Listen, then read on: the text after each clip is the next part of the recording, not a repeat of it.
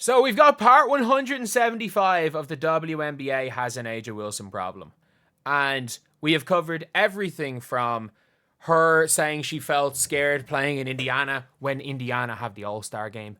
And then not giving a reason for feeling scared in Indiana, just said, I always just felt like the arena, something was going to pop off. And I'm like, why? Because there's actually fans there.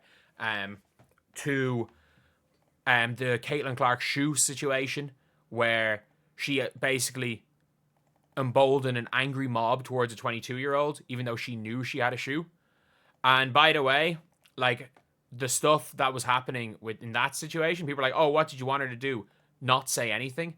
Not go on not take an interview about Caitlin Clark getting her shoe and then going through that whole interview saying, it's just so unfair. So many of us made a race thing and being like, people obviously of her race and they can never get what they deserve and all this stuff while she knows she has a shoe. While she knows she has a shoe. And by the way, Caitlin Clark still does not have a shoe, by the way. Like, she doesn't. Just because Caitlin Clark had a shoe deal. Just because Caitlin Clark had a Nike deal. Nothing about Caitlin, by the way, nothing about, Angel Reese's Reebok deal. Nothing about Cam Brink's New Balance deal. No, only Caitlin Clark in the Nike deal puts down people of her race. So it was nothing to do with anything. It was to target a 22-year-old. We can be honest here.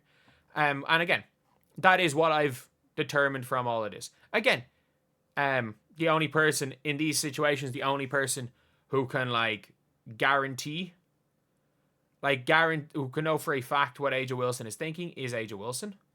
But still, it's it's not a good look anyway. Best case scenario, it's not a great look. And now we've seen during the launch of Angel Wilson's shoe, this is something, by the way, that if you are looking in the media amongst players, Caitlin Clark is expected to answer to the internet trolls. So every internet troll Caitlin Clark's expected to come out on a one-by-one basis and call them out. Just like when Dejanay got a threat from the Dr. Philip Oliver Holes. When Dejanay got that threat, Caitlin had to come out. It was Caitlin's responsibility to talk about that. And just like, then on the flip side, when Angel Reese's teammates started getting abuse, and when DeWanna Bonner got abused by Angel Reese fans, apparently it's Angel Reese's fault. No, neither situation. So not DeWanna Bonner, Alyssa Thomas. Neither situation is the responsibility of those players. But it's funny, you hear in the media that it's a responsibility. Almost more so about Caitlin Clark, by the way. More so Caitlin Clark.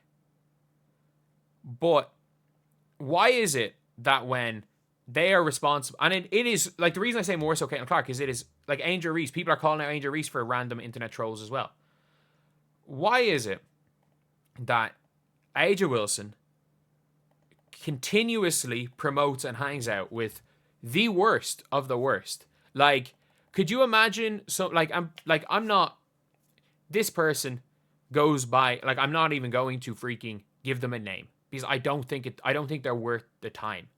What you can look up the crimes this person has committed. You can look up the things this person has said about WNBA players. You can read up the things this person has said about Jonquel Jones, about Paige Beckers, about Caitlin Clark, about Angel Reese, and other players. Some of the most disgusting stuff you will ever see. But yes, this individual person, this is such a, this is one of the maddest things. This individual person is being responded to by the people that run the WNBA spaces. This person will start a Twitter space and suddenly you've got the WNBA media that complain about the new media getting opportunities that they don't get are in Twitter spaces interacting with this person. And this person is friends with Angel Wilson. And today, during Angel Wilson's shoe launch, Angel Wilson is there amplifying this person's posts. And the worst part about this is that you've now seen somebody who, again, runs the WNBA Twitter spaces. I don't know if they're being paid or not, but there's a possibility that they are literally an employee of the WNBA. I don't know that for a fact, so I'm not saying that factually, but that is a possibility. And they are responding to this person in a positive way. And I'm like, this is mental. This is absolutely mental. And you better believe it. Caitlin Clark's boyfriend's brother. I don't want to I don't want to talk about these type of things, but like Caitlin Clark's boyfriend's brother did something very bad. Like, not intentionally, but did something very bad, completely accidentally, and the worst outcome possible happened. And people are blaming Caitlin Clark for that. Angel Reese, people not even close to Angel Reese, just random fans are saying stuff, and Angel Reese is getting blamed for that. But when AJ Wilson's friend has done all this, has obviously the crime they committed is well and truly known, and still is amplifying this person, and the WNBA media, the old WNBA media, are still interacting with this person. That's the big problem. And you might be saying, "Oh, it's not her fault." Then, and that's fine. That is absolutely fine. And I'm actually, you know what? This is not like okay, AJ did something very wrong, because at the end of the day, I genuinely don't really care that much about this, because as I've said before, AJ Wilson is not responsible for what that person says. She's not. Just like Caitlin Clark is not responsible for trolls, and Angel Reese is not responsible for the trolls. The problem is that the people that are basically calling out Caitlin Clark for being responsible for the trolls are interacting with this guy, and it's crickets with AJ Wilson. Like, Natasha Cloud has called out this person before and said, "I've blocked this guy. The players that know him need to deal with him." And it's like, that was one tweet. And not specifically calling someone out by name. But like, she as good as called Caitlin Clark out by name. She's good as called Caitlin Clark out by name, and she'll call Caitlin Clark out by name any chance she gets. And also, and by the way, not called, Jesus, why did I say that? That is a completely factual. She will imply stuff about Caitlin Clark any chance she gets, even though, no, Caitlin Clark, I don't think anything is personal with Caitlin Clark and Natasha Cloud. Natasha Cloud is seems to like Caitlin Clark as a person, but you can tell she thinks Caitlin Clark has the responsibility to go after the trolls. And just like a Bree Turner has basically came out and said, Caitlin Clark's responsibility is to go after the trolls. She's got to call out the trolls. But yet nobody has ever said, no one has said that about AJ Wilson. And this one individual troll said the worst things imaginable about players. You've got Liberty fans that are hating on this. Like, everything about this. And it's just the hypocrisy of it all. Because at the end of the day, look, either none of the players are responsible for, and the worst part is, again, like, unlike anonymous trolls, they're actually friends. That's the biggest issue.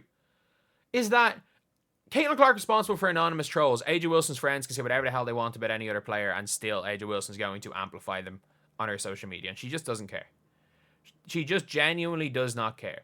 And you know that she's invincible, because realistically, what should happen is, let's be real, most sports people are probably friends with people they shouldn't be friends with.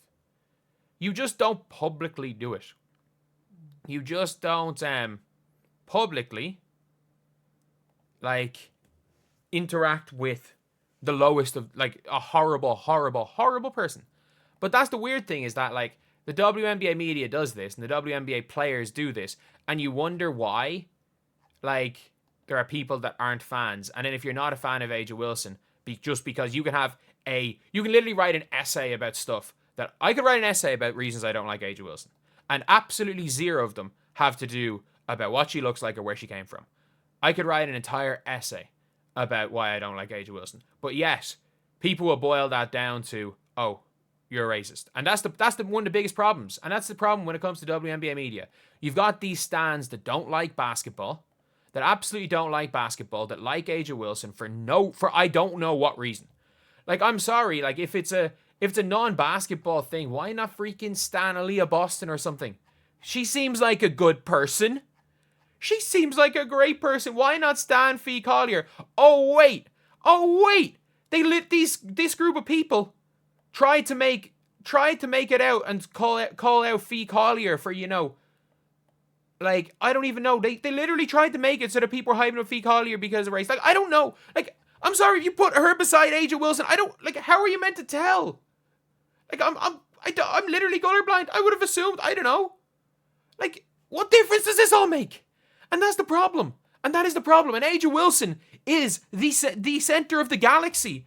That is the awfulness that is the WNBA media, the WNBA social media, all of this stuff. Every bit of this orbits around Angel Wilson. And again, this individual scenario, the only thing you can say is it is a really bad look on Angel Wilson amplifying one of the worst trolls and being friends with the worst troll. And if that's the biggest crime Angel Wilson committed, then it's not the end of the world. Because let's be real, there are much worse things that WNBA players have done. And this video isn't even going to be talking that much about her. The problem is that, and the ironic thing is that everyone wants to talk about the Caitlin Clark versus Reese fans. The old WNBA media is this whole thing that orbits around Angel Wilson. Angel Wilson can do no wrong and all this stuff. And it is madness when you look into it. It's madness. And I've said this before, where it's like, no matter what I say, no matter what I'll make videos on, the only side I've ever gotten death threats from are the Angel Wilson fans. Like I can almost guarantee you, like, there'll be some form of death threat being sent towards me for this video. Like, they're the only fan group that I've gotten threats from other fans. I've gotten threats not to go to certain places by other fans. Like, I've gotten threats from every fan group in the WNBA. But the only one where it's consistent threats is the kind of Angel Wilson stance. And it's a weird one because, like, no matter what she does, if you criticize anything Angel Wilson does, you're labeled whatever. You're labeled anything. Any ist possible. And the worst part is, Angel Wilson's really good at basketball. She's really, really good at basketball. And before I actually looked into this type of stuff, especially early on in the year, as a pure hooper, I liked Angel Wilson as a basketball player. I think she foul baits a bit? Yeah, but she's like female Joel Embiid. Like, she literally is the most dominant female basketball player. There's a lot of really good stuff Angel Wilson does on the court. But when it comes to everything I've seen of Angel Wilson off the court, like, I can't help but strongly dislike her because of her own actions and nothing else. And now you're seeing in this whole hypocrisy, in the hypocrisy amongst the people orbiting Angel Wilson. And the problem is that the people orbiting Angel Wilson are literally either being employed or individually pushed by the WNBA itself. And that is not a good look. That is not good for the WNBA at all. That's not good at all. And we can be honest, that is not a good look at all for the league. And with that being said, like, I don't think any media that orbits one player should be in the media. The problem is that you're not going to see any sort of media that orbits, and it seems, and also it seems if you're orbiting Angel Wilson, you're also orbiting that absolute horrible person and interacting positively with him. I don't know why people are doing it. I'm not going to make any assumptions. I've seen ridiculous things being said on social media. I'm not going to go that far. But the whole time, it's like, there's people are like, oh, why are, say, the people that orbit Caitlin Clark not getting, like, opportunities in the media? And I'm like, well, they probably shouldn't. Like, that's the thing where it's like, it was a problem with the NBA media when people are orbiting one player or orbiting one team, and that's all they talked about. Whereas, like, the media should be people that cover the sport, and cover the sport as the sport. Not only cover the sport as, like, a non-basketball thing. Heck, like, I saw Juju Watkins being asked, how does it feel to break Caitlin Clark's record? And I don't even know what was said. I can't remember what it was. But basically, the gist of it was like, what was it like to break Caitlin Clark's record? Caitlin Clark never had a record for 2 years. It was Kelsey Mitchell's, and Juju Watkins hasn't broken. Anyway, yeah, that's pretty much it. I'll see you guys.